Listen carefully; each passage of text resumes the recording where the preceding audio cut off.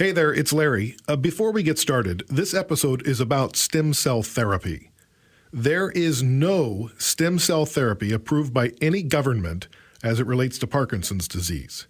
Parkinson Canada, Parkinson UK, Parkinson's Foundation, the Cure Parkinson's Trust, the Michael J. Fox Foundation, and other leading Parkinson's organizations around the world all believe stem cell research holds promise and potential for Parkinson's disease. But, to reiterate, there are currently no approved stem cell therapies for Parkinson's disease. Hold on to your money. Now on with the show. Hi, I'm Larry Gifford. I have Parkinson's disease. This is When Life Gives You Parkinson's. Joining me on this podcast journey is reporter and producer Nikki Reitmeyer.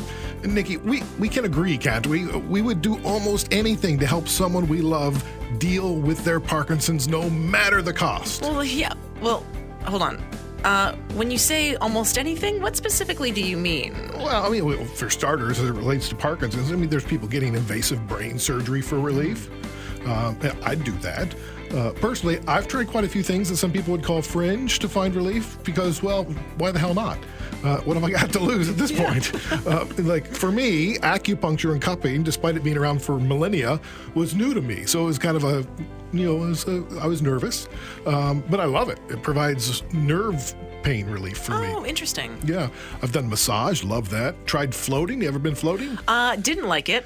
No, but No. It's not something I do regularly, but it's like, oh, that's kind of a neat experience. Did you enjoy it? I actually did. Did you find it kind of relieved some discomfort? Well, I haven't gone since I've been diagnosed. I went when I lived in the States, and I just sort of liked vegging out and zoning out and laying there in the water. I just got cold. I was just wet and cold in a dark room. Yeah, but I've done energy healing and meditation and aromatherapy, and some people swear by a hyperbolic chamber. If you have access to one, sure. Why not? Others find relief from extreme diets. We're all different. We try things, they work, they don't. I'm open to a lot of these things, and I like to hold some space and some hope for a miracle. Yeah. But when my spidey senses get tweaked, I gotta take some precaution. Okay. So sometimes I hear from someone who heard from someone that this one time, I forgot when or who, but you should look up the benefits of hand extracting juice from the fingernails of Tibetan goats. Like, what? Right. I see where you're going with this. Or I can cure you. That's always a red flag, isn't it? When someone says, oh, the cure for Parkinson's is ... That's like, ooh, bing, bing, spidey senses. Mm-hmm. Yeah. And believe it or not, stem cell therapy kind of falls into that category. Stem cell therapy. I know there's a lot of research underway right now around that, isn't there? Well, for sure. And it shows a ton of promise. I'd volunteer for a trial. Even Michael J. Fox testified before Congress in the early 2000s about it. He endorsed candidates across the U.S. who supported stem cell research. As you might know, I care deeply about stem cell research. In Missouri, you can elect Claire McCaskill, who shares my hope for cures. Unfortunately, Senator Jim Talent opposes expanding stem cell research. Senator Talent even wanted to criminalize the science that gives us a chance for hope. They say all politics is local, but it's not always the case. What you do in Missouri matters to millions of Americans. Americans like me. Right. It's always so good to hear his voice, too, isn't it? Oh, yes. And since then, isn't it growing in popularity as well? It's not take 2 aspirins and call me in the morning kind of popular, but now it's more mainstream than ever, isn't it? Well, even Main Street, Nikki, has its imposters, its swindlers, its slicksters and charlatans. Be it a bottle of potion or a magic pill or stem cells. Behind every miracle cure, there's often greed capitalizing on desperation. Currently there are no government-approved stem cell treatments for Parkinson's, but it does not stop the stem cell companies, the therapy companies, from trying to fleece you. Now listen here. This is Dr. Alan Gavick. He was the CEO of a company called Cell Science before joining the stem cell therapy company Livion as their director of education. Another success story that I heard about this month had to do with Parkinson's disease. It was a sweet little lady that had the typical symptoms of Parkinson's, much to a surprise of all of us. Within just a few weeks, she still has the walker, but she doesn't use it. She just carries it in front of her as she heads down the street. Okay, so he's claiming that not only has this woman gone from needing a walker to no longer requiring the walker, she's now carrying the darn thing in front of her as she walks across the street. Right. And, as anybody knows with Parkinson's, like I have walking sticks, and some days I really need them and sometimes I really don't. So was she just having an on day instead of an off day? Or, is it really the stem cell therapy? I first heard that audio while listening to this great podcast. From Wondery, I'm Laura Beale, and this is Bad Batch.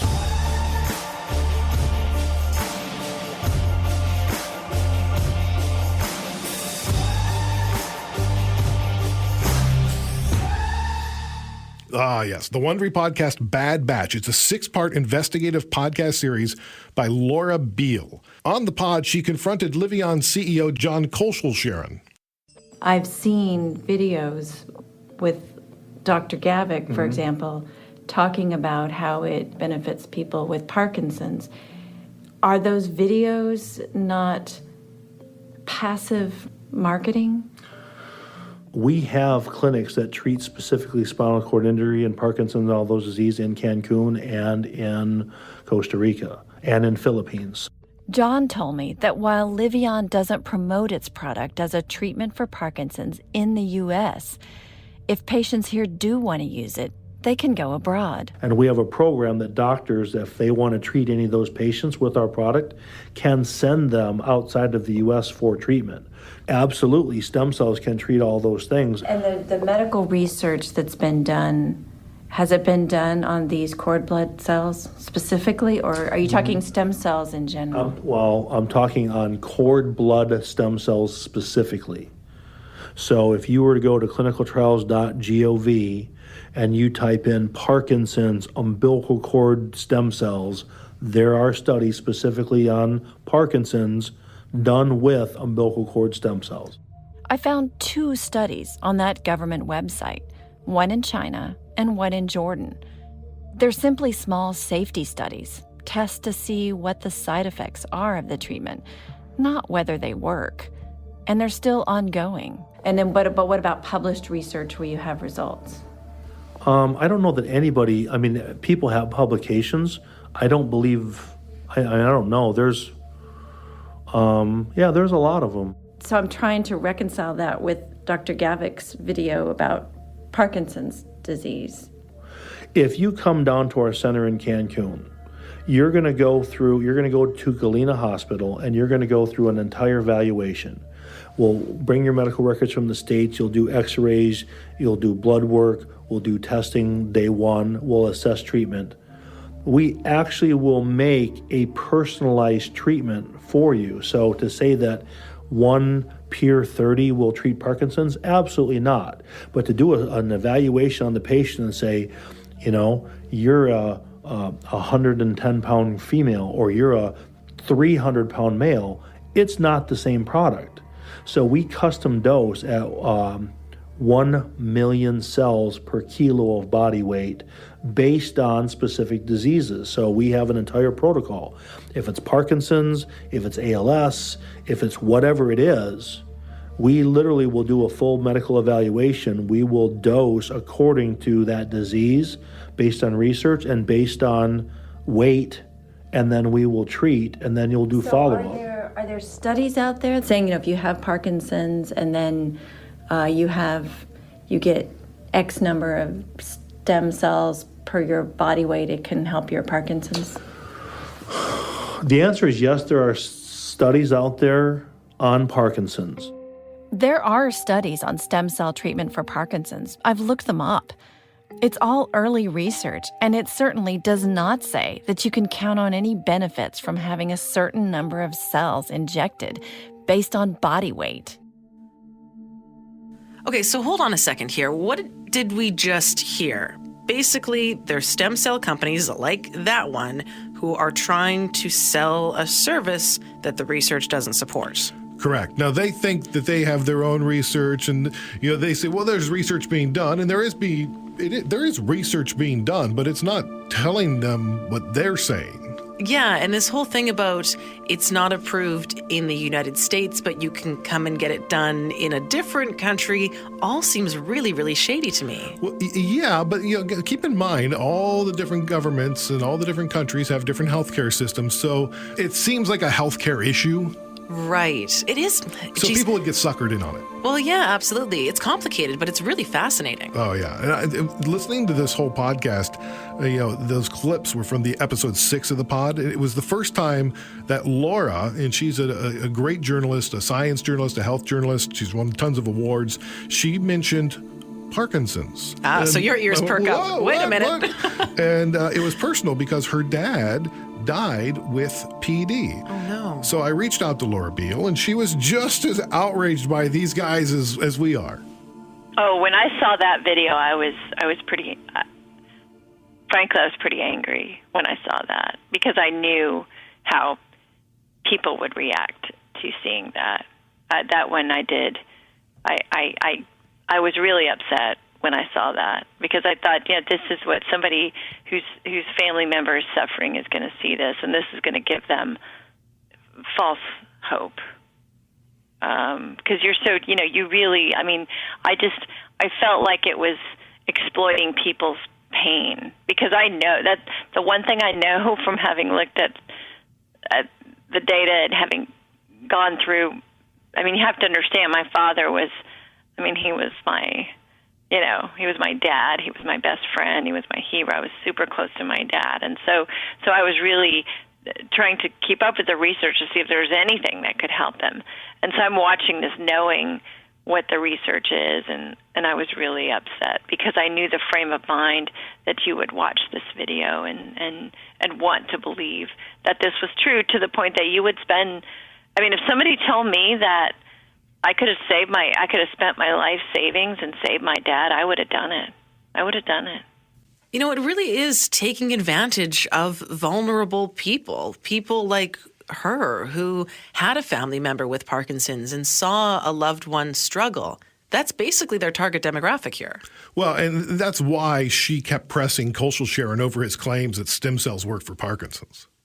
I didn't quite get a straight answer about where that video came from. Well, and I thought it was interesting. They're like, well, we don't do it in the United States, but if you want Parkinson's treatments, we can make that arrangement somewhere else. Oh, yes, that's true, too. It's not approved here. We don't market it to people here. Yeah, but you can go, you can go to Mexico and get it. Right. If it works or it doesn't, it doesn't, If it worked, It would be here, right? Right. And I did want to, that's one thing you'll notice in the last episode, there's one thing I do know, it's the Parkinson's literature, and I was trying to get him, he says it works, and I was like, okay, tell me how it works, tell me the studies. But let me guess. He couldn't actually tell her how it works or show her the studies, could he? Show me the studies! Show me the studies! I can hear Tom Cruise right now saying it over and over. Show me the studies. There are none that show stem cells treat Parkinson's symptoms, let alone cure it or stop it or halt it or slow progression. Nothing. Nada. Zip. In fact, there's only one stem cell treatment approved by the FDA in the United States, and it has nothing to do with Parkinson's. There are iterations of the treatment, but there's the only approved FDA treatment using stem cells is for certain blood disorders, like cancers or other blood disorders, and that's the only thing that is FDA approved. Now, there's a lot more in clinical trials. There's certainly some good research, but that's the only thing that's FDA approved is the treatments for certain blood disorders, which are where the stem cells are administered kind of like a bone marrow transplant. Right. What is the story behind the title Bad Batch? So Bad Batch refers to some stem cells that patients that made their way actually around the country, but they put 6 patients in Texas in the hospital. And the bad batch is a reference to the fact that there was a bad batch of stem cells. They ended up being contaminated, although it's a little broader than that because it does refer to this particular incident, but maybe it has implications kind of beyond this one particular incident. Because if you listen to the podcast, you know that a lot of people say something like this was bound to happen because there are a lot of people now selling stem cells who really are not experts in stem cells. Yeah, it's funny. In St. John's here in Canada, last year, a patient had cells from his nose growing on his spine. As the result, oh my gosh. As the result of a stem cell treatment gone terribly wrong, they were trying to fix something to do with his spine. He didn't tell doctors that he'd had stem cell treatments. And then they later learned that he traveled to Portugal 11 years ago and paid $50,000 for experimental stem cell treatments because he was so desperate to walk again. Yes. And of course, and that's the sad thing. Yes, that's the sad thing. Yeah, and your very first sentence of the show notes of the first episode is, "We'll try anything to help our loved ones who are experiencing pain." Yes. And that's what they're capitalizing on. Mm-hmm. And I went to one of the sadder parts in reporting the story is I went to several of these seminars where they're promoting stem cells, and I sat through them. And if you've ever been to any of them, it's kind of in a hotel rooms, and they may offer you a free sandwich or something, and then you get to hear the stem cell pitch. It's kind of like the vibe I got was kind of like they're trying to, that same feeling that you get when someone's trying to sell you a timeshare. Act now, sign up today, you'll get a discount. This is great. And in the one that's in the podcast, I mean, there was nothing that, or hardly anything that came up that stem cells couldn't cure. There was autism, there were strokes, there were Lyme disease, and three people at the seminar that's in the podcast were in wheelchairs. And so these are people who want to be well, and who for whom modern medicine has just run out of options. I mean, as you know, eventually in Parkinson's, this is what happened to my dad. You get to a point where there's nothing really more that can be done. So it sounds clear as day that this is all just a sales pitch, a scam, something that can really hurt a broad range of vulnerable people. Well, it's not all that. It's these evil people.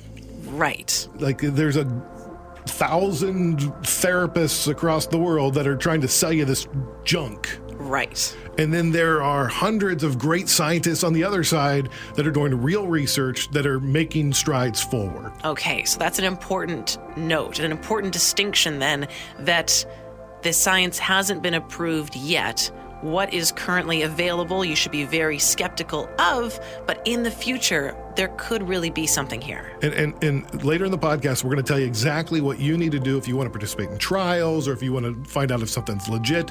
We'll get to that. But I first want to talk to Laura about her dad's Parkinson's. He was diagnosed in the 1990s when he was in his mid-50s. His father had Parkinson's disease. My grandfather also had it. So it was not unexpected when he started having it, but he had just a little tremors in his fingers, and he was a little bit weak. He taught some college classes, and he was having a little trouble standing up, during for the whole class to teach it. But it was in his fingers and his hands, some little tremors, and when he was diagnosed, but he was able to carry on. As you well know, the medicine works for a while, and he had good care. He was in East Texas, but there's a Parkinson's specialist here in Dallas that he would go to, and we still had a lot of really good years until the end. So in a piece she wrote for her church, Laura captured the essence of her dad. She shared it with me, and she wrote, Greg Beale was a theoretical physicist, so he spent a lifetime trying to understand atomic particles so small they can only be detected by the way they move the space around them. He spent hours in his study occupying the same threadbare corner of the sofa, communing with equations and stacks of books. Sometimes I would see him flipping through a 3-ring binder, every page tracking the moves of an ongoing chess game with a distant partner. He was a master chess player. Before the internet, if you wanted to play people you didn't know, it was play by mail, by postcards. So we had a binder of different, chess games going. It was an excruciatingly slow way to play because you would write a postcard, you would write a move, you would send it to this person, and then you would wait, and then you get a postcard back with their move, and he had a little binder of different chess games where he'd mark like where all the pieces were. But he was great. My dad was much beloved in my hometown. He believed a lot in civic engagement and social justice issues, and he was just a well-rounded, well-loved person who I learned a lot from. Laura remembers him having undying patience and never remembers him getting angry, though when it comes to Parkinson's in the final years of his life, the opposite of those sentiments seem true for Laura. The worst of it is it took him slowly. That's what I wasn't prepared for. Like, you're not prepared to see someone slowly decline. I think that was the hardest thing.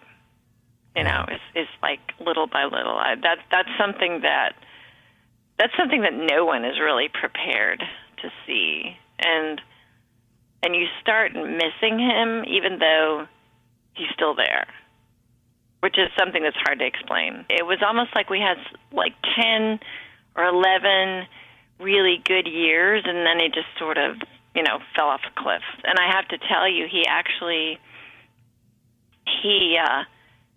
passed away in an accident. He was out in his garden, and he fell, and he suffered a head injury. And so that's ultimately how he passed away. But there was part of me that was, after the shock of it, that was actually grateful that he went very quickly.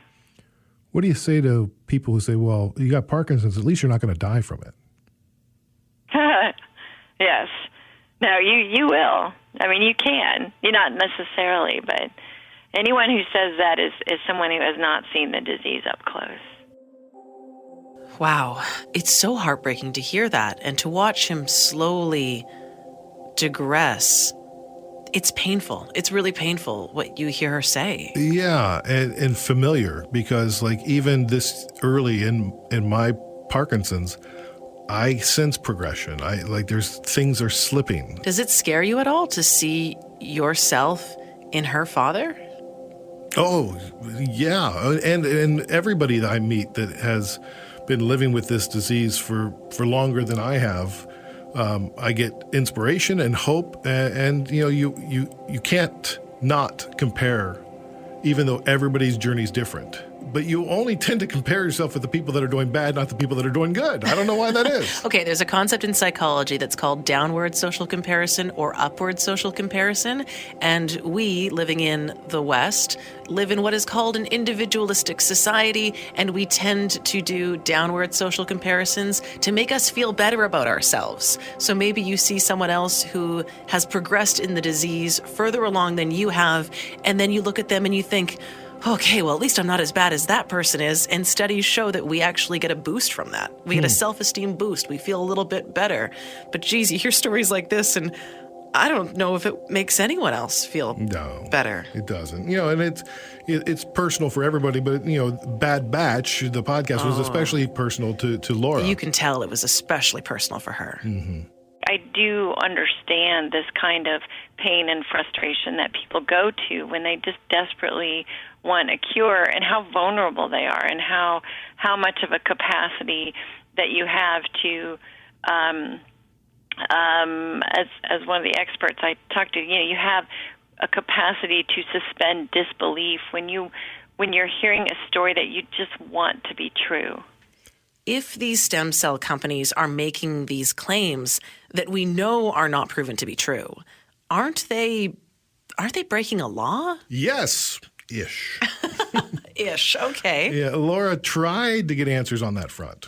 So the FDA would not talk to me for this, and I really wanted to talk to Peter Marks, who's the head of the FDA's Division of Biologics, which is the division that oversees all of this, and they wouldn't talk, but I did discover that he was speaking at a meeting of health journalists, and it was a meeting that I was already going to, so I was hoping to talk to him then, but they still wouldn't let me. So what I did was use the question and answer period after his talk to try to get answers to some of my questions.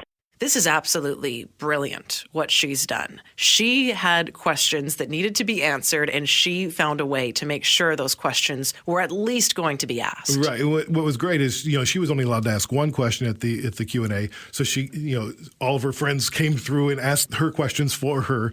And you hear that on her podcast, the Bad Batch. And it's great. I mean, what a great journalistic moment. Like, if you're not going to talk to us one-on-one, then we're just going to use the open forum.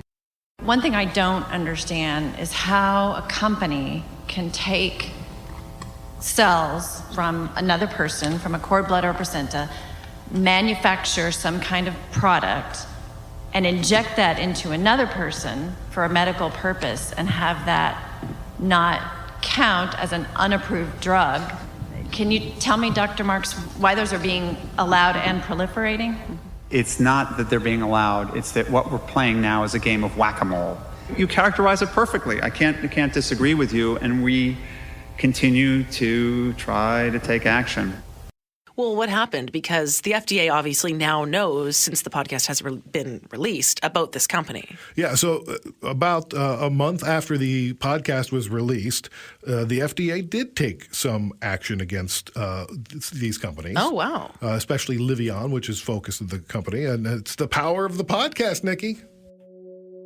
I'm proud of the story that we told. I'm proud. It was difficult. It was a difficult story to tell because I've heard from so many people who were about to spend so much money on this, or their parents were about to spend so much money on this, and they heard the podcast and they went back to do more research on it. And that is extremely gratifying to me.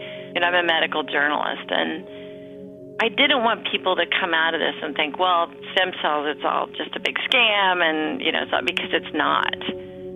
And I think just how to tell a story that it is, as I said at the end, it is like a story of promise, but at the same time, it also has like this side to it where people are being taken advantage of. And I think that's a hard story to balance, because you don't want people to lose hope, but you don't want them to spend their life savings on false hope either. And how to balance that was rather difficult. So, Nikki, all of us should hold out hope. The Michael J. Fox Foundation and the International Society for Stem Cell Research, they're both big advocates in this area, working hard to maintain credibility, visibility, and integrity of stem cell therapy.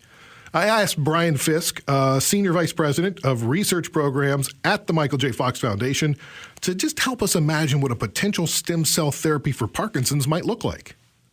The way people think about stem cells in probably the classical sense is that stem cells are these cells that can be turned into other types of cells. And so for Parkinson's, the idea is that you could turn a stem cell into a dopamine cell, a dopamine brain cell that can produce dopamine.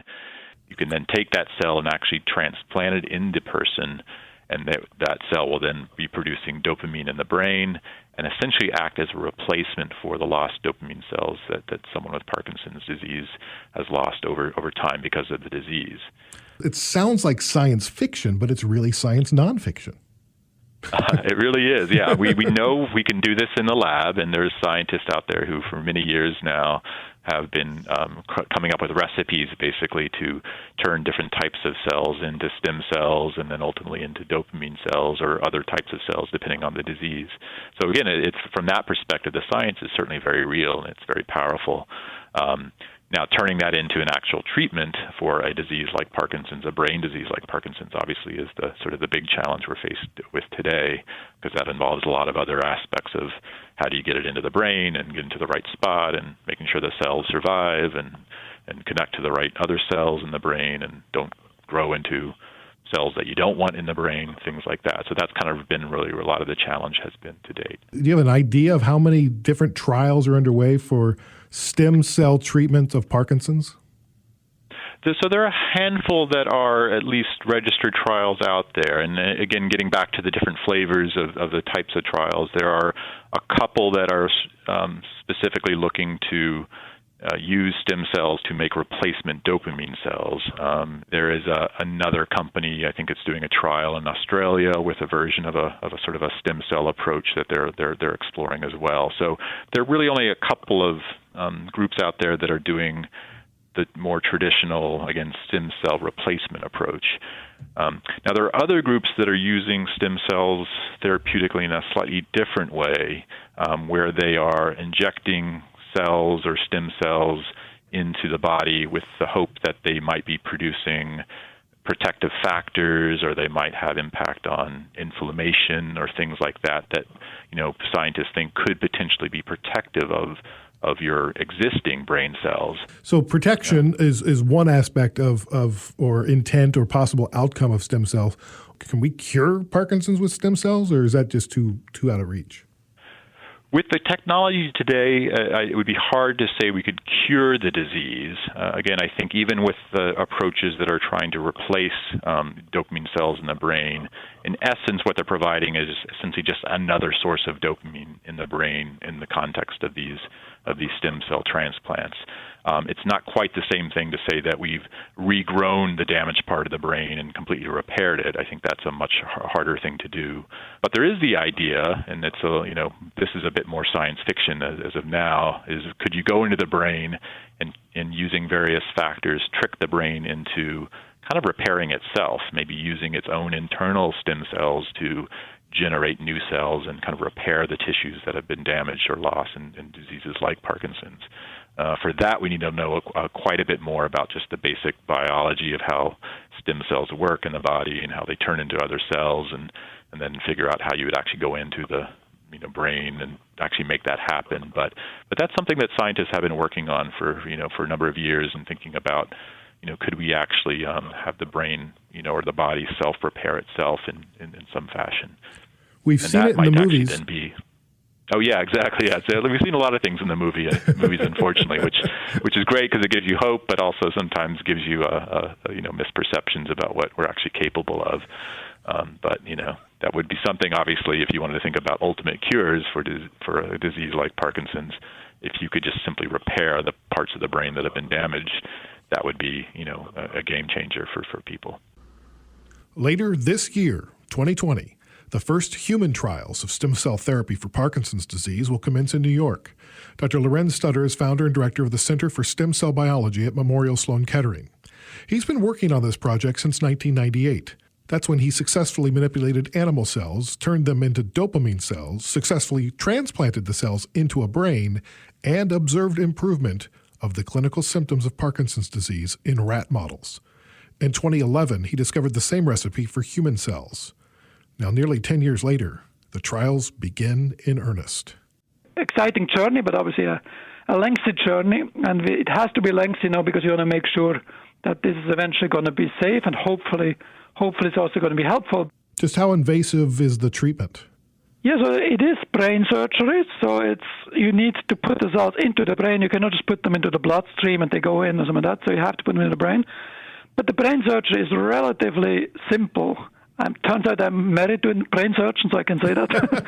No, but it's basically you make like a burr hole, and then you have three kind of tracts of very, very thin tracts that you go in about a millimeter in size, where you then deposit those cells within the region where the dopamine is lost. Again, for an average neurosurgeon, it's not technically a very challenging therapy, and the patient should be able to go home in the future, probably same day. Initially, probably want to keep them at least overnight to make sure that everything is fine, but it's not like a huge invasive procedure, so you should very quickly be able to go back home and do whatever you want to do, or go back to work and so forth. How do you perceive folks with Parkinson's like me will benefit from this? What we really hope to achieve with those cells is that at least for those symptoms, the movement-related symptoms, that if this really works, we should not only be able to kind of stop the symptoms from getting worse, but we should actually get function back. We have to be careful. Now, I don't really call, even in the best case, it's not going to be a cure.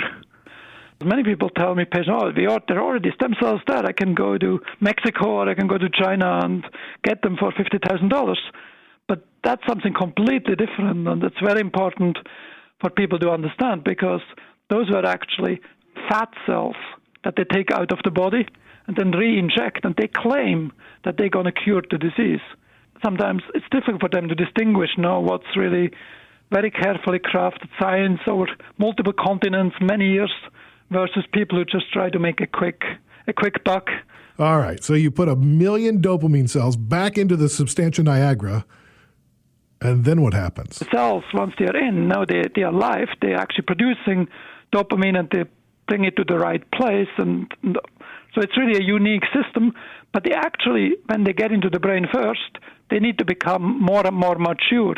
So they're a little bit like baby cells at the beginning, and then they get older and older, and they get better and better at producing what's needed in the patient's brain. How long do you think it would be, if everything went right, that it would be available to the public?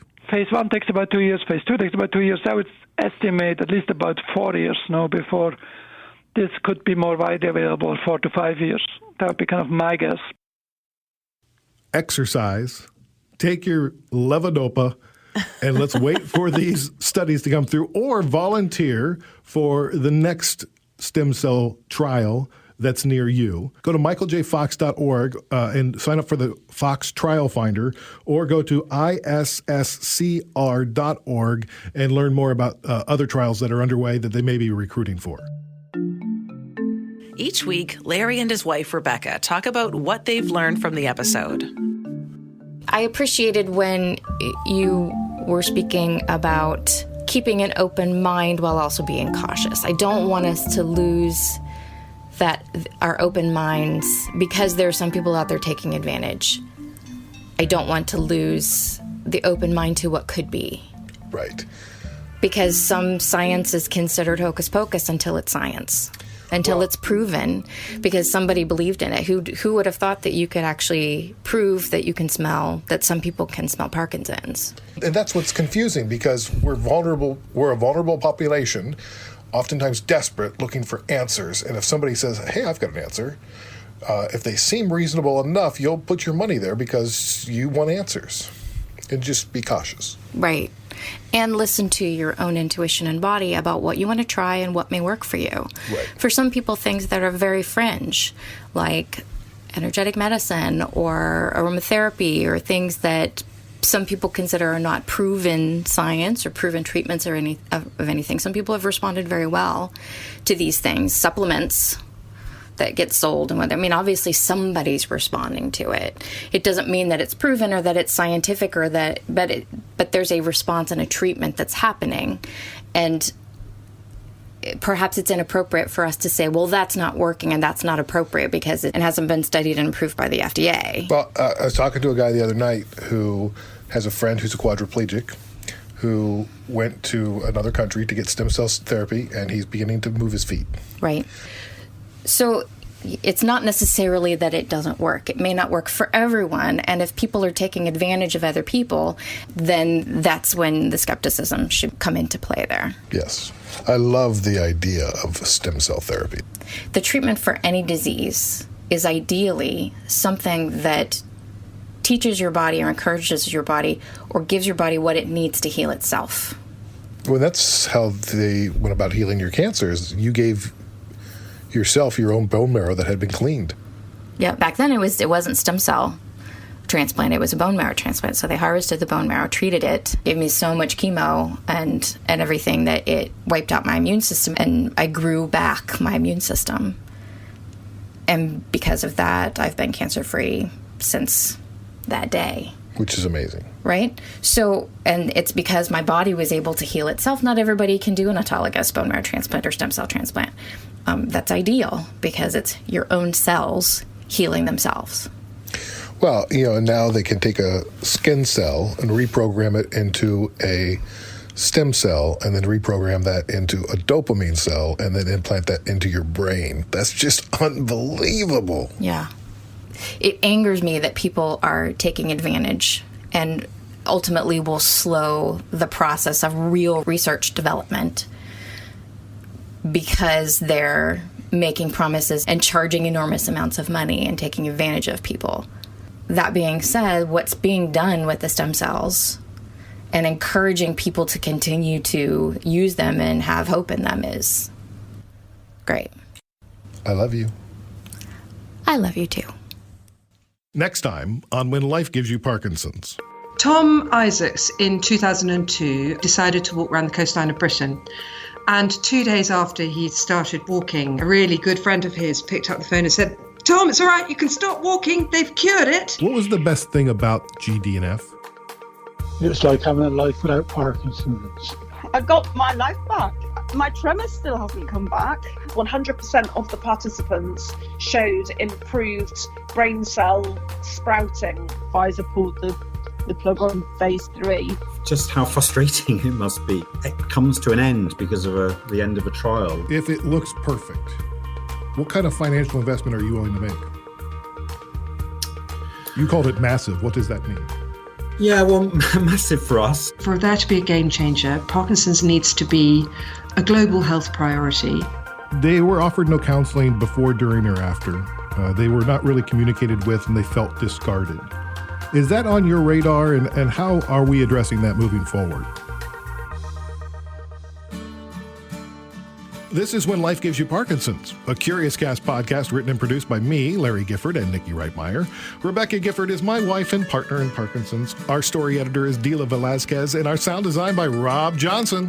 We also want to hear from you. You can record a voice message for us at speakpipe.com/When Life Gives You Parkinson's. Our presenting sponsor is Parkinson Canada, parkinson.ca. One of the programs that Parkinson Canada offers is a confidential information and referral line. And so if you have any questions at all, don't hesitate to reach out to info@parkinson.ca or call toll-free 1-800-565-3000. Parkinson Canada colleagues are there for you. They're great listeners and can answer questions on a huge range of topics. If you are interested in hearing more about the science of Parkinson's, check out How Did I Get Parkinson's from February 4th, 2020, or The Search for a Cure Starts with Fundraising from December 18th, 2018, where we dive into the genetics of Parkinson's. And special thanks to our promotional partners, Spotlight YOPD, the only organization in the world with the singular focus of raising awareness for young onset Parkinson's disease. And you can find them at spotlightyopd.org. And in the U.S., Parkinson's IQ Plus U. This is a free series of Parkinson's events from the Michael J. Fox Foundation to educate and empower people with Parkinson's and their partners. Go to michaeljfox.org/PDIQ. Thank you to our guests, Laura Beal, host of Bad Batch, and the whole team at Wondery. Brian Fisk, Senior VP of Research Programs at the Michael J. Fox Foundation. Lorenz Studer, founder and director of the Center for Stem Cell Biology at Memorial Sloane Kettering Cancer Center in New York City. Interested in learning more about Parkinson's and connecting with the community? I encourage you to save the date for the 6th World Parkinson Congress, also known as WPC 2022, June 7th to 10th in Barcelona, Spain 2022. It's the only totally inclusive scientific conference that opens its doors to people with Parkinson's and their families. I'm going to be there. You should come join me. Learn more at www.wpc2022.org.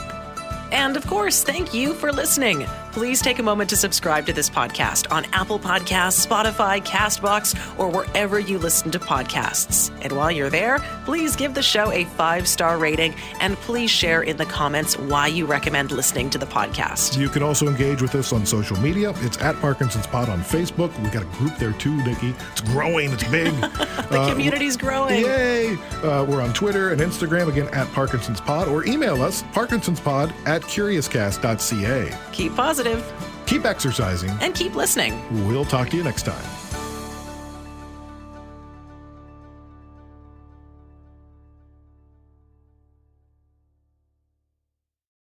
Canada may be known for its landscapes and friendly people, but beneath the surface lies a darker side of crime, history, and the paranormal. Since 2017, the award-winning Dark Poutine podcast has explored the shadowy corners of the Great White North and beyond, delivering chilling tales from a uniquely Canadian perspective. Hosted by Mike Brown and Matthew Stockton with over 300 episodes and fresh releases every Monday, Dark Poutine is your weekly ticket to the creepier side of Canada. Listen to Dark Poutine on Apple, Spotify, Amazon Music, or wherever you get your podcasts.